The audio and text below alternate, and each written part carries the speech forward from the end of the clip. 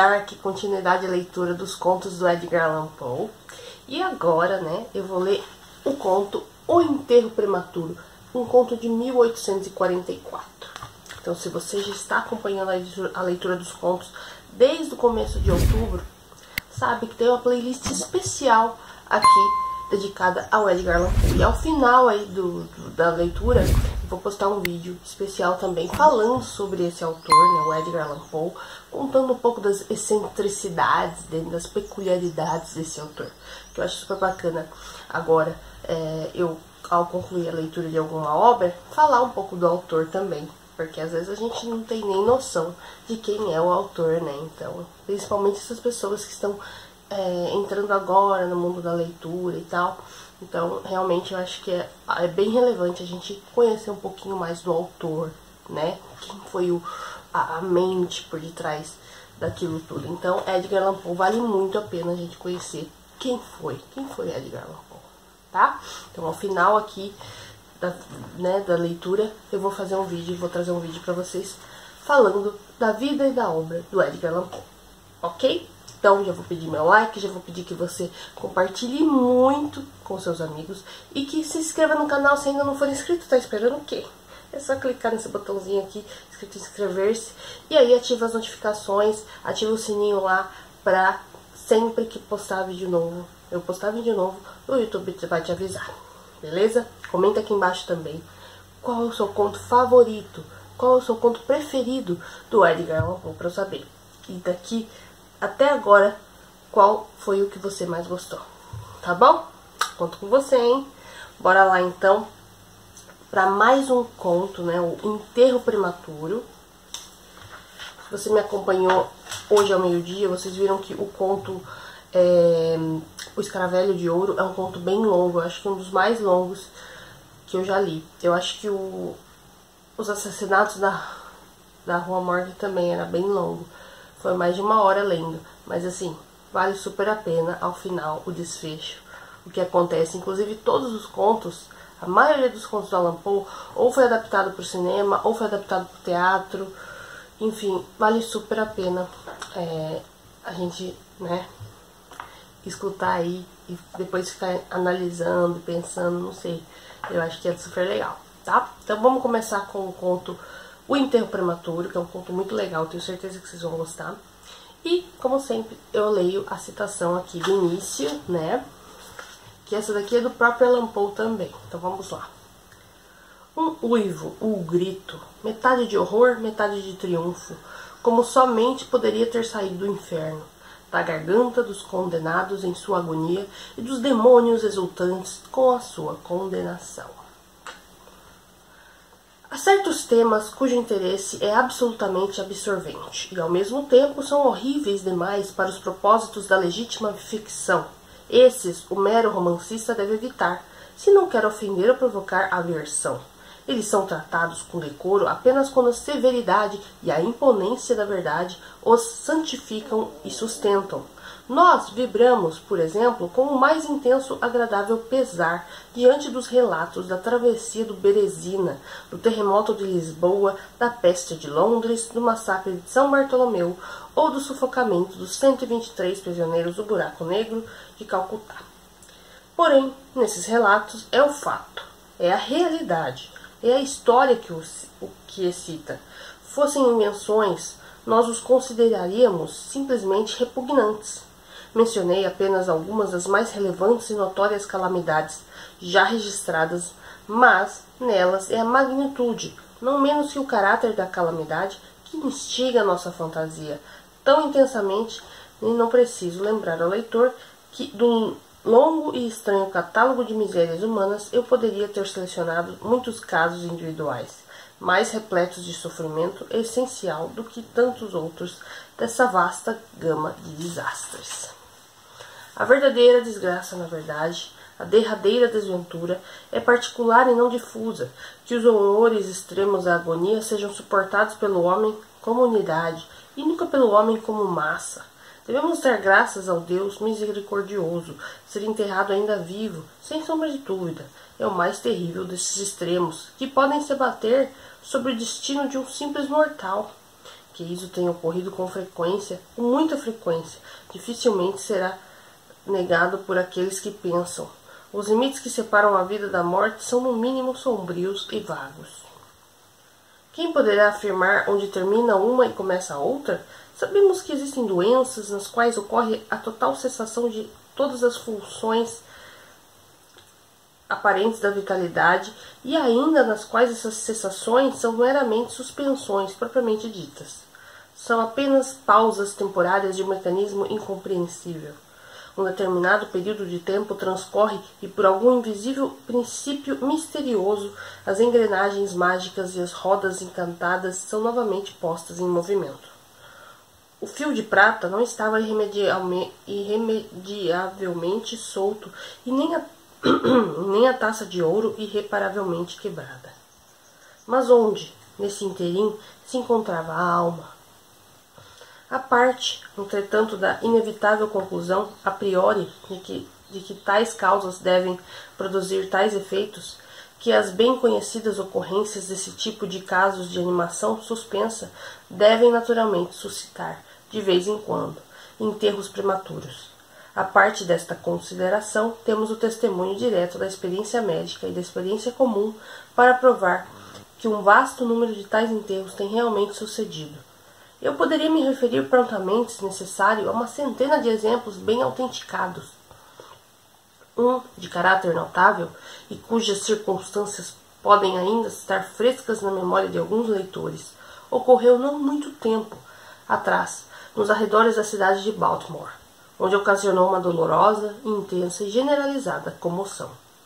A mulher de um dos mais responsáveis cidadãos, um eminente advogado e membro do Congresso, foi acometida por uma súbita e inexplicável doença que deixou completamente aturdidos os médicos em suas práticas. Após longo sofrimento, ela faleceu, ou supostamente faleceu. Ninguém suspeitava, na verdade, ou tinha razões para suspeitar que ela não estivesse morta. Ela apresentava todas as manifestações comuns da morte. O rosto havia adquirido o usual contorno comprimido e encovado. Os lábios exibiam a usual palidez do mármore. Os olhos não tinham brilho, não havia calor, a pulsação havia cessado. Por 3 dias o corpo foi mantido insepulto, período no qual adquiriu rigidez pétrea. O funeral, em suma, foi apressado por conta do rápido avanço do que se supunha ser a decomposição. A senhora foi depositada na cripta de sua família, a qual pelos 3 anos subsequentes permaneceu imperturbada. Findo esse prazo, ela foi aberta para receber um ataúde, mas ai, que pavoroso choque aguardava o marido que pessoalmente havia procedido à abertura da porta. À medida que os portais eram puxados para trás, algo recoberto com uma feste branca caiu ruidosamente entre seus braços. Era o esqueleto de sua mulher, com a mortalha ainda preservada.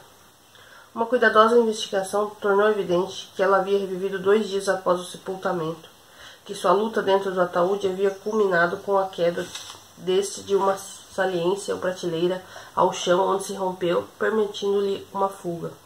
Uma lamparina que havia sido acidentalmente deixada cheia de óleo dentro da tumba foi encontrada vazia.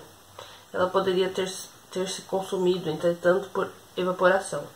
No degrau mais alto da escada que levava ao interior da temível câmara havia um grande fragmento de caixão com o qual aparentemente ela havia tentado chamar a atenção batendo contra a porta do ferro.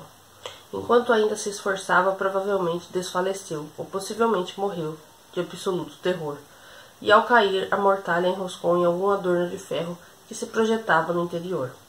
E assim ela permaneceu, assim ela se putrefez, ereta. No ano de 1810, um caso de inumação em vida ocorreu na França, cercado de circunstâncias que mais do que comprovam a afirmação do que a realidade é, de fato, mais estranha do que a ficção. A heroína da história era uma certa Mademoiselle Victoire Lafoudricade, uma moça de família ilustre, abastada e de grande beleza pessoal. Entre seus numerosos pretendentes estava Julien Bossuet, um pobre literato ou jornalista de Paris. Seus talentos e usual amabilidade despertaram a atenção da herdeira, por quem ele parecia ter sido verdadeiramente amado. Mas o orgulho por ter nascido em bom berço finalmente levou a rejeitá-lo e a casar-se com um certo Monsieur Renelle, um banqueiro diplomata de certa importância. Após o casamento, entretanto, esse cavalheiro a negligenciou e por fim até mesmo a maltratou. Tendo passado com ele alguns deploráveis anos, ela morreu.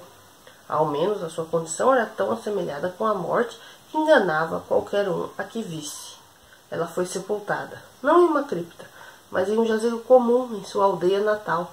Cheio de desespero e ainda inflamado pela memória de uma profunda afeição, o amante viajou da capital para a remota província na qual se encontrava a aldeia, com o romântico propósito de desenterrar o corpo e apossar-se dos exuberantes madeixas. Ele chegou ao túmulo à meia-noite, desenterrou o caixão, abriu-o e no momento em que separava as mechas foi detido pelo abrir dos olhos da amada. Na verdade, a mulher havia sido enterrada viva. A vitalidade não a havia deixado por completo, e ela foi despertada pelos afagos do amado, da letargia que havia sido confundida com morte. Ele a conduziu freneticamente a seus aposentos na aldeia. Empregou certos tônicos potentes sugeridos por seus não parcos conhecimentos médicos. Por fim, ela reviveu. Reconheceu seu salvador. Ela permaneceu com ele até que, passo a passo, recobrou a saúde original. Seu coração de mulher não era duro como um diamante, e essa última lição de amor foi suficiente para amolecê-lo. Ela o concedeu a Bossuet, mas não retornou a seu marido, mas ocultando dele a ressurreição, fugiu com o amante para a América. Passados 20 anos, ambos voltaram à França, convictos que esse tempo modificara a aparência da mulher de tal modo que os amigos não seriam capazes de reconhecê-la. Estavam, entretanto, equivocados, visto que logo no primeiro encontro, Monsieur Renelle de fato a reconheceu e reclamou a esposa. Ela se opôs a esta reclamação e um tribunal de justiça a apoiou em sua oposição, decidindo que as peculiares circunstâncias e o prolongado lapsus de ano haviam extinguido não apenas equitativa, como também legalmente a autoridade do marido. O Jornal de Cirurgia de Lipsia, um periódico de alta reputação e mérito, que algum livreiro americano faria bem em traduzir e republicar, registra em um dos últimos números um caso muito aflitivo do gênero em questão. Um oficial de artilharia, um homem de estatura gigantesca e robusta saúde, tendo sido derrubado de um cavalo descontrolado, sofreu uma contusão extremamente severa na cabeça, a qual o deixou instantaneamente inconsciente. O crânio estava levemente fraturado, mas não se temia um risco imediato. Uma trepanação foi realizada com êxito. O sangue foi drenado e vários outros dos métodos comuns para produzir alívio foram adotados. Gradualmente, porém, ele foi mergulhando num estado mais e mais desanimador de estupor e finalmente pensou-se que ele havia morrido. Era tempo de calor e ele foi enterrado com uma pressa repreensível em um dos cemitérios públicos. O funeral ocorreu numa quinta-feira. No domingo seguinte, como de costume, o cemitério estava tomado por visitantes e por volta do meio-dia produziu-se uma intensa agitação com a declaração de um camponês de que ao sentar-se sobre o túmulo do oficial havia sentido uma comoção na terra, como se ocasionada por alguém que se debatia lá embaixo. Inicialmente, pouca atenção se deu à afirmação do homem, mas o evidente pavor e a obstinada teimosia com o qual ele insistia em sua história tiveram finalmente seu efeito natural sobre a multidão. Apressadamente, pás foram obtidas e a cova, que era vergonhosamente rasa, estava em poucos minutos suficientemente aberta para que a cabeça de seu ocupante se revelasse. Ele estava aparentemente morto, mas jazia sentado quase ereto dentro do caixão, cuja tampa com um desesperado esforço parcialmente erguera. O homem foi transportado sem demora para o hospital mais próximo, e lá declararam que ele ainda estava vivo, apesar de asfixiado. Após algumas horas, reviveu, reconheceu pessoas, familiares e com frases entrecortadas falou de suas agonias dentro da cova. A partir de seu relato ficou claro que ele deve ter permanecido consciente por mais de uma hora enquanto enterrado, antes de sucumbir à insensibilidade.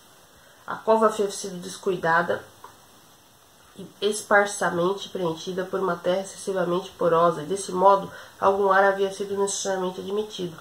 Ele ouviu o tropel da multidão sobre sua cabeça e empenhou-se por sua vez em fazer-se ouvir. Foi o tumulto do terreno do cemitério, disse ele, que aparentemente o despertou de um sono profundo, mas não antes que ele tornasse plenamente cônscio dos terríveis horrores de sua situação. Esse paciente registra-se, passava bem e parecia em franco caminho para a completa recuperação, mas caiu vítima de charlatães das experiências médicas. Aplicaram-lhe a bateria galvânica e ele inesperadamente expirou em um daqueles paroxismos estáticos que, ocasionalmente, essa bateria acarreta. A menção da bateria galvânica, aliás, traz de volta à minha memória um caso bem conhecido e muito extraordinário a esse respeito, quando a sua ação se provou eficaz em reanimar um jovem advogado de Londres, que estivera enterrado por 2 dias.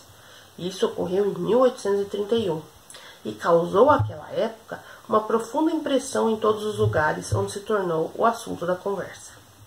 O paciente Sr. Edward Stapleton havia morrido, aparentemente, de febre tifoide, acompanhada de alguns sintomas anômalos que aguçaram a curiosidade de seus médicos assistentes.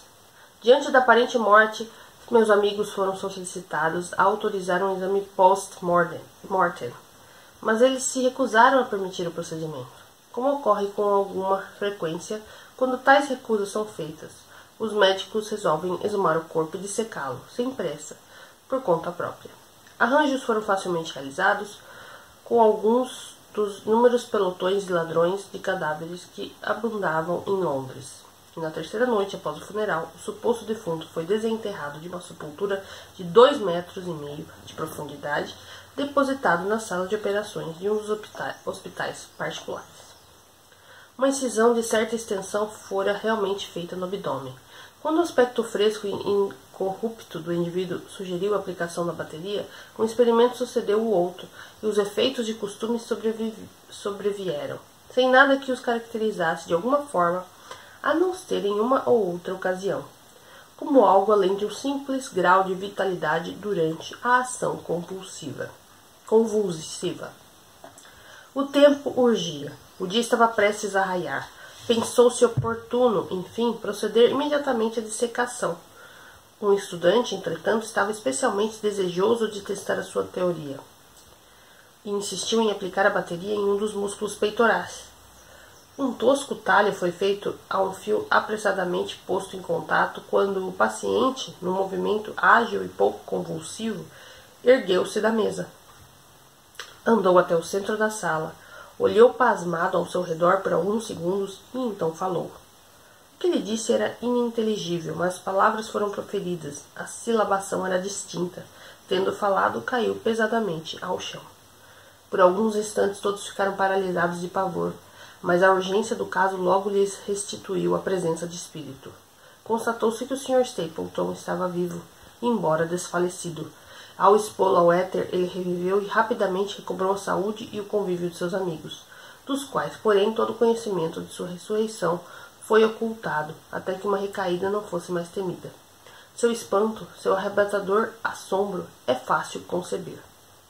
A mais emocionante peculiaridade desse incidente, no entanto, consiste em algo que o próprio Sr. Stapleton afirma. Ele declara que em nenhum período estava totalmente insensível, que imprecisa e confusamente ele estava ciente de tudo que lhe acontecia, e desde o momento em que foi declarado morto pelos médicos até aquele no qual caiu desfalecido no chão do hospital. Estou vivo eram as incompreendidas palavras que, ao reconhecer que se tratava da dissecação, ele tinha se esforçado, no ápice da agonia, em proferir. Seria algo difícil multiplicar histórias como essa, mas abstenho-me, visto que na verdade não precisamos disso para comprovar o fato de que enterros prematuros ocorrem. Quando ponderamos quão raramente, dada a natureza do caso, temos a possibilidade de detectá-los, temos que admitir que eles podem frequentemente ocorrer sem que nós tomemos conhecimento disso. É raro que, na verdade, num cemitério já invadido, com qualquer propósito e em qualquer proporção, não se encontrem esqueletos em posições que suscitam a mais pavorosa das suspeitas. Pavorosa realmente é a suspeita, porém mais pavorosa é a sina. Pode-se afirmar sem hesitação que nenhum evento é tão terrivelmente talhado para inspirar a suprema agonia do corpo e da mente quanto o enterro antes da morte. A insuportável opressão dos pulmões, os vapores sufocantes da terra úmida, o incômodo das vestes fúnebres, o rígido abraço da apertada habitação, a treva da noite absoluta. O silêncio como um oceano que oprime a invisível, mas perceptível presença do verme vencedor. Tudo isso com os pensamentos no ar, e na relva da superfície com a lembrança dos amigos queridos, que viriam voando nos salvar, se soubessem da nossa sorte, e com a consciência de que eles nunca saberiam dessa triste sina, que nos resta a desesperança dos que estão realmente mortos. Essas considerações, eu digo, trazem ao coração, que ainda palpita, um tal grau de aterrorizante e intolerável pavor que a mais atrevida imaginação repelirá. Não temos conhecimento de nada tão agoniante na face da terra. Não podemos imaginar nem a metade de algo tão horrendo nas profundezas mais remotas do reino do inferno. E assim, todas as narrativas sobre esse assunto causam profundo interesse, o interesse que, apesar de tudo, pelo medo sagrado do assunto em si, depende muito, essencial e particularmente da convicção que temos da veracidade do caso narrado. O que tenho para contar agora é do meu próprio e real conhecimento, de minha concreta e pessoal experiência. Durante vários anos estive sujeito a ataques de um singular distúrbio que os médicos concordaram em chamar de catalepsia, na falta de uma denominação mais definitiva. Embora tanto as causas imediatas e predisponentes quanto ao verdadeiro diagnóstico dessa doença permaneçam um mistério, seu caráter aparente é óbvio e suficientemente bem compreendido. Suas variações parecem ser principalmente de grau. Às vezes o paciente jaz por apenas um dia ou por um período mais curto, numa espécie de exagerada letargia. Ele fica sem sentidos e sem movimentos aparentes, mas a pulsação do coração ainda se mantém ligeiramente perceptível.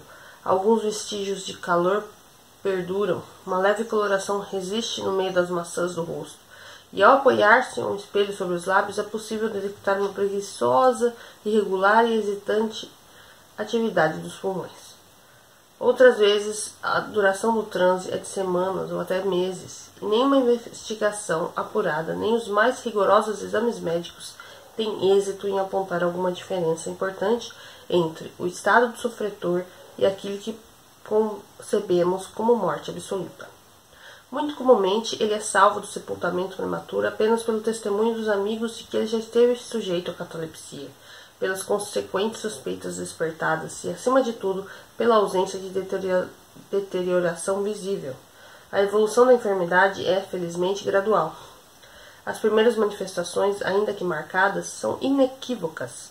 Os ataques vão se tornando sucessivamente mais e mais evidentes e duram cada vez mais do que os precedentes. É aí que reside a principal garantia contra a inumação. O infeliz, cujo primeiro ataque suceda com severidade extrema, como não raro ocorre, quase que inevitavelmente será enviado com vida ao túmulo. Meu próprio caso não diferia em nada importante desses mencionados em livros de medicina. Às vezes, sem causa aparente, eu mergulhava pouco a pouco em uma condição de semi-sincope ou parcial desmaio, e desse estado sem dor, sem a capacidade de mover-me, ou estritamente falando, de pensar, mas com uma consciência vaga e letárgica da vida e da presença daqueles que circundavam minha cama, eu ficava até que a crise da doença me devolvesse, inesperadamente, a perfeita sensação. Em outras ocasiões, eu era rápida e impetuosamente acometido. Eu adoecia, ficava entorpecido, frio, atordoado e caía prostrado instantaneamente. Então, por semanas, tudo era vazio, tenebroso, silencioso, e o nada se transformava em universo. A total aniquilação não poderia superar isso. Destes últimos ataques, eu acordava, entretanto, num ritmo mais lento, em proporção à brusquidão do surto, da mesma forma como o dia amanhece para os mendigos sem amigos e sem moradia, que vagam pelas ruas ao longo das intermináveis e desoladas noites de inverno. Assim também, tardiamente, cansada e reconfortada, voltava a mim a luz da alma. A parte da minha tendência a entrar em transe, entretanto, minha saúde em geral parecia ser boa. Nem mesmo concebia que ela fosse de alguma forma afetada pela existência da moléstia, a não ser, claro, que uma idiosincrasia em meu sono regular pudesse ser considerada decorrente dela.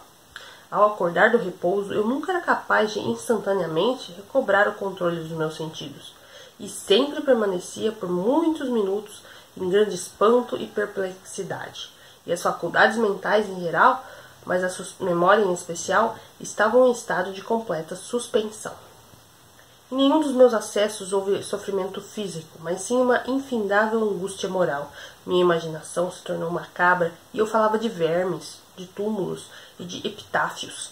Perdia-me em devaneios sobre a morte, e a ideia de um enterro prematuro continuamente tomava conta do meu cérebro.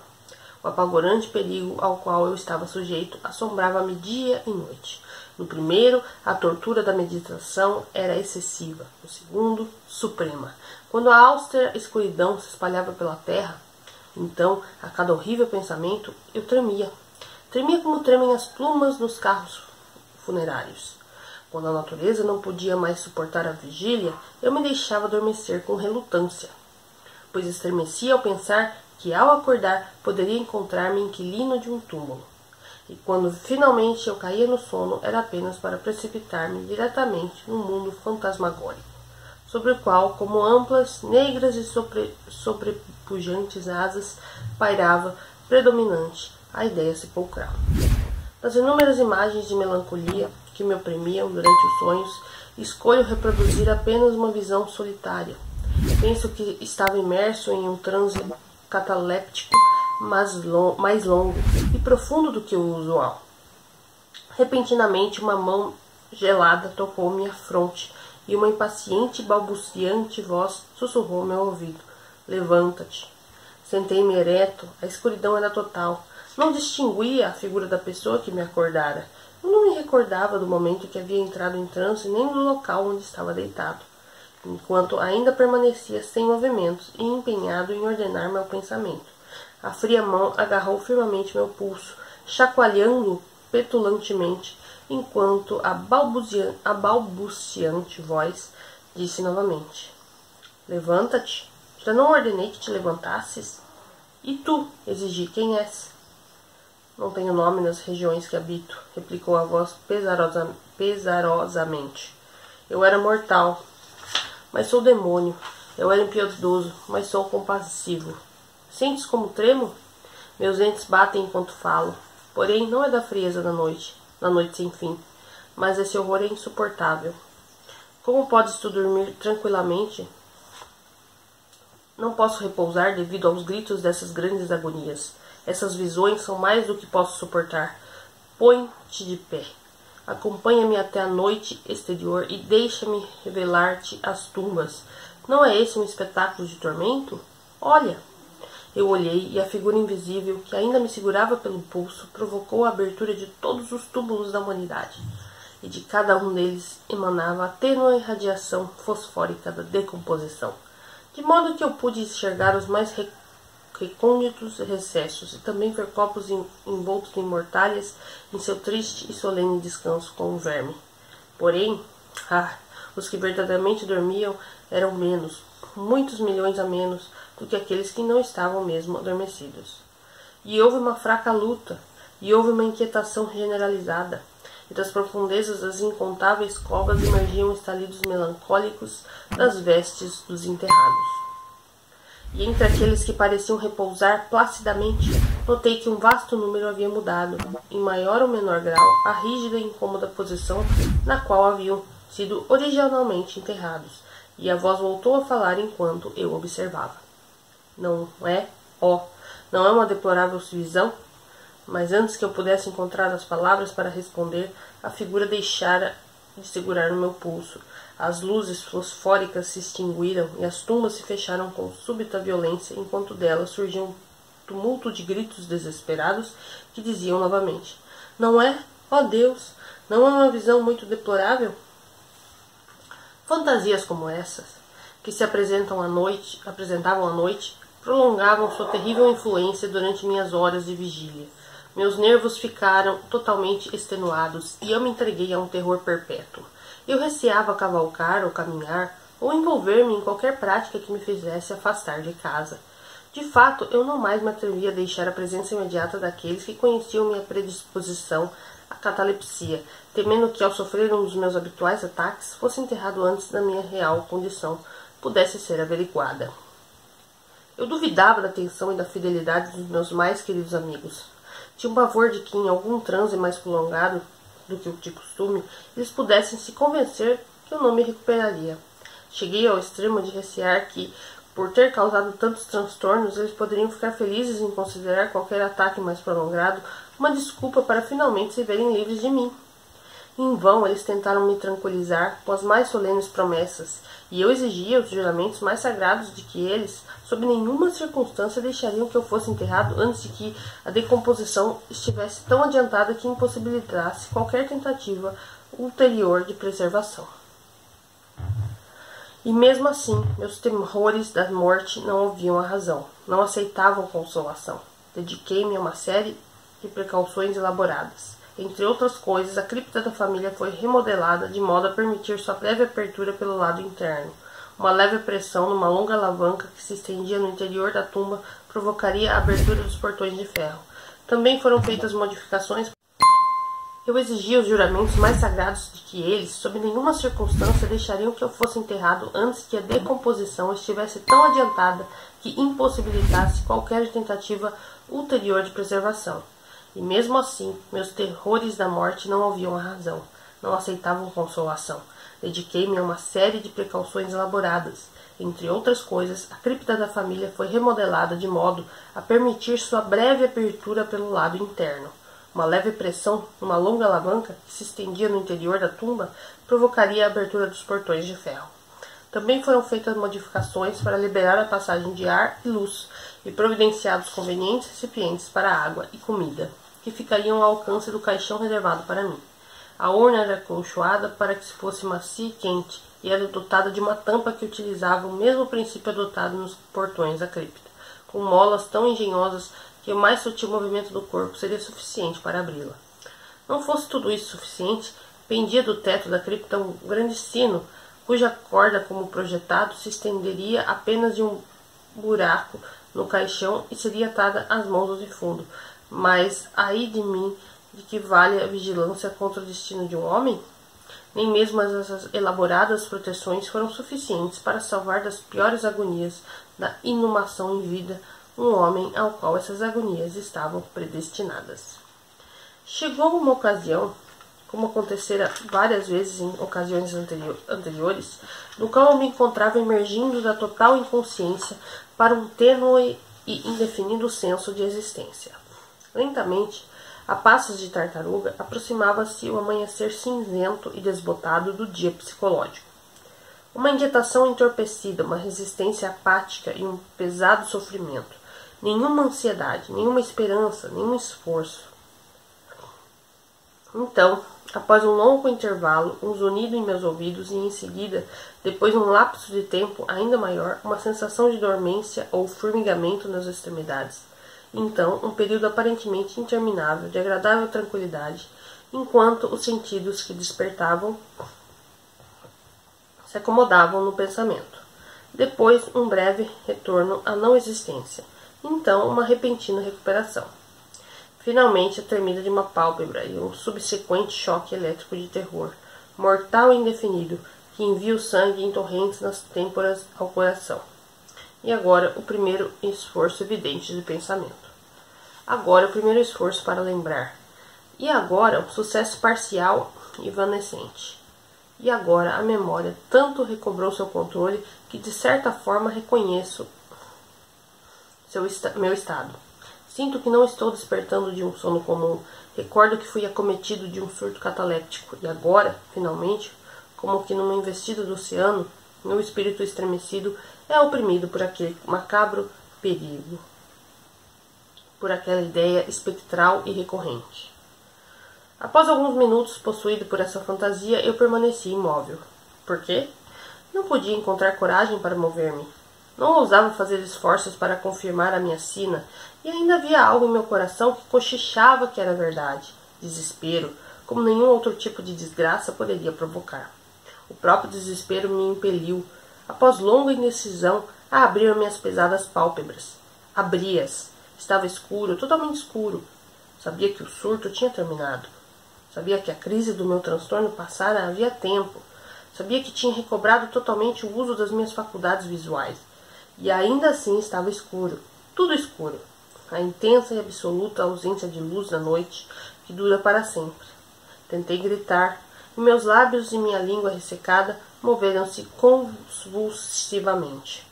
Nesse intento, mas nenhuma voz saía dos cavernosos pulmões, que, como se fossem comprimidos pelo peso de uma montanha, arfavam e palpitavam com o coração a cada trabalhosa e sofrida respiração. O movimento das mandíbulas, na tentativa de gritar alto, mostrava-me de que elas estavam atadas, como é usual com os mortos. Senti também que jazia sobre um material duro e que algo similar me comprimia nas laterais. Até então eu não tinha tentado mover nenhum dos meus membros, mas agora eu levantava violentamente os braços, que havia permanecido em repouso com os punhos cruzados. Eles bateram em algo de madeira que se elevava a não mais do que 6 polegadas no meu rosto. Não podia mais duvidar que repousava, enfim, dentro de um caixão. E nesse momento, do meio das minhas infinitas misérias, surgiu docemente o anjo da esperança, pois pensei nas precauções que tinha tomado. Contorci-me e envidei esforços espasmódicos para forçar a abertura da tampa, e não se movia. Apalpei os pulsos em busca da corda do sino, não encontrei. O confortador me abandonava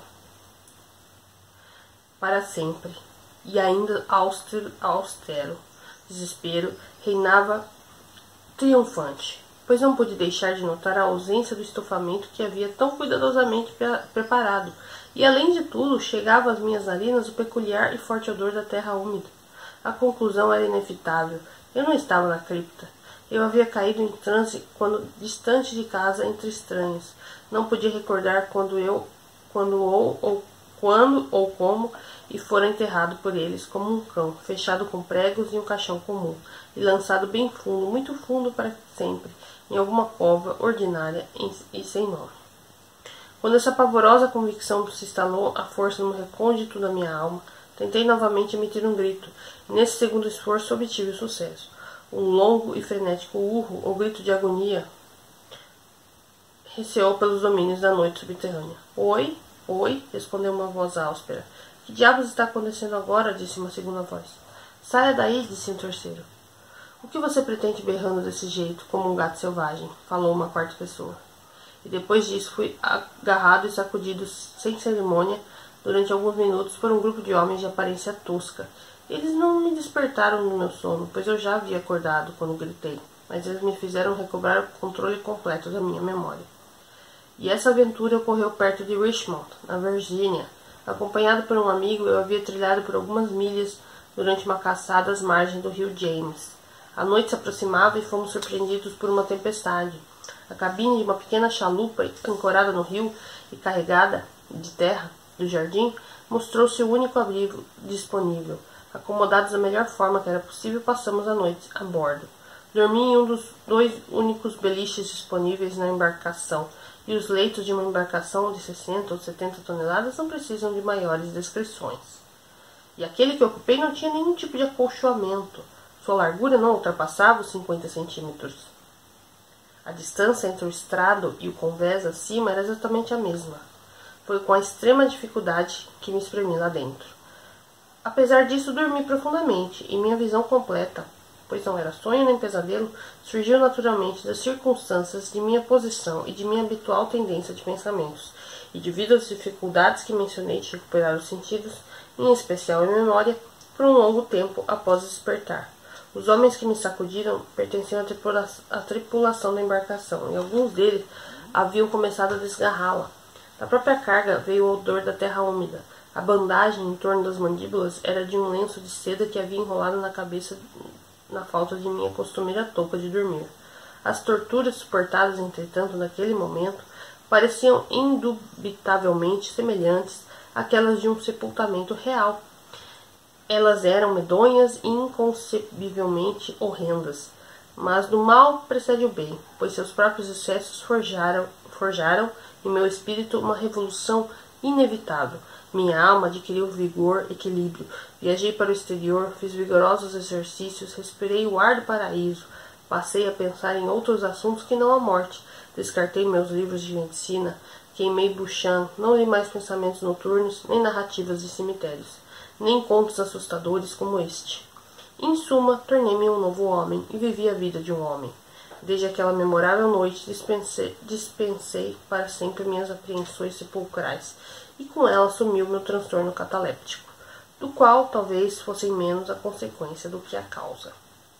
Há momentos em que, mesmo para o mais sensato olho da razão, o mundo da nossa triste humanidade pode assumir a aparência de um inferno, mas a imaginação do homem não é caratis para explorar impunemente suas cavernas. A horrível legião de terrores sepulcrais não pode ser considerada como totalmente fantasiosa, mas tal como os demônios em cuja companhia Afrasiabe fez sua viagem até Oxus, ou Oxus, eles precisam dormir ou vão nos devorar. Devem mergulhar no sono ou nós pereceremos. Olha lá. Concluindo aqui. E aqui tem, nessa edição, tem um rodapé aqui explicativo, explicando o que é Carates, explicando o que é Afrasiabe e Oxus. Legal, né, gente? Que história doida, né? Imagina você, gente, ser enterrado vivo. Tenso, hein? E aqui ele, antes de ele contar o que aconteceu com ele, ele expõe alguns fatos que aconteceram. Uns que deu certo salvar, outros que nem, né, não deu, mas tipo, vocês percebem aqui é uma doença, né? Que de fato ele existe, é uma condição aí, né? Letargia, né? Letargia e catalepsia, enfim. Bem legal mesmo esse conto. Eu espero que vocês tenham gostado. E deixa seus comentários aqui. O que vocês estão achando? Não esquece que na descrição do vídeo eu deixo aqui o link para você adquirir esse box aqui da Pandorga, tá bom? São 3 livrinhos. E em breve, quando eu concluir a leitura de todos os contos que constam aqui nesse livro, aí eu vou usar os contos que eu peguei da internet, né? Porque nem todos os contos estão aqui, né? Aqui só tem alguns. Mas eu tô lendo primeiros aqui desses livros. E aí, concluindo aqui, aí eu vou pegar os da internet. Gente, é isso. Eu espero que vocês estejam gostando, tá? E não esquece que amanhã eu volto ao meio-dia para ler mais Edgar Allan Poe pra vocês. Beleza? Bom, é isso. Eu espero que vocês estejam gostando da leitura dos contos do Edgar Allan Poe. E não se esqueçam de que amanhã eu volto ao meio-dia para ler mais Allan Poe pra vocês. Amanhã ao meio-dia e depois às 6 horas da tarde. E também, pessoal, não esquece que amanhã é o último dia de leitura de A Mulher na Janela. Tá bom? Desse suspense, desse thriller maravilhoso que eu estou adorando. E eu não vejo a hora de fazer o desfecho pra vocês da leitura de A Mulher na Janela. Então, deixa meu like, tá bom? Compartilha e tchau. Até amanhã, gente. Tchau, tchau.